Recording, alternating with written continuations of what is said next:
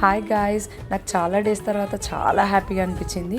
ఎందుకంటే ఒక కాక్టైల్ లుక్లో మనం శారీ చేసాము ఈసారి. ఈ క్లయింట్ వచ్చేసి కొత్త ఆవిడే. తిను హర్యానా నుంచి వచ్చిందంటే ఇక్కడికి జాబ్ పర్పస్ మీద CGMBలో. సో వాళ్ళకు ఆఫీస్లో ఏదో ఈవెంట్ ఉందంట. తనకి ఎక్కడ స్టిచ్ చేయించుకోవాలో తెలియక తను గూగుల్ చేస్తే మనది టాప్ రేటింగ్లో ఉంది కాబట్టి ఫస్ట్ కనిపించిందంట.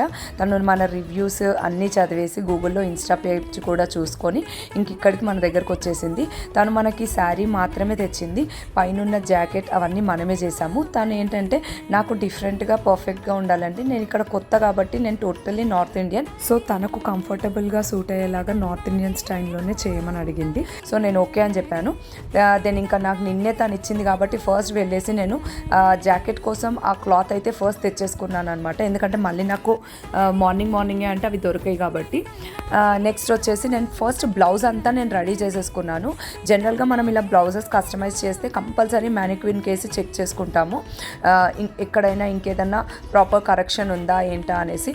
దాని తర్వాత శారీ కూడా మనం ఇలా రెడీ టు వేర్ చేసాం కాబట్టి నేను బెల్ట్ ఎవ్రీథింగ్ అంతా హైట్ అంత ప్రాపర్గా ఉందా లేదా, ప్రిల్స్ అన్ని కరెక్ట్గా వచ్చాయా లేదా అంతా మ్యానిక్విన్ కేసి చెక్ చేశాను.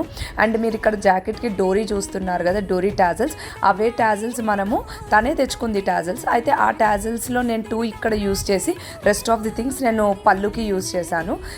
నాకు ఎందుకో మళ్ళీ మనం వేరే టాజల్స్ పెడితే దీనికి మ్యాచ్ కాదనిపించింది. సో అవే టాజల్స్ నుంచి 2 తీసి నేను డోరీకి పెట్టేశాను. సో నాకైతే చాలా నచ్చిందండి. మీరు ఇది నచ్చిందని ఎక్స్పెక్ట్ చేస్తున్నాను మీ అందరికీ కూడా.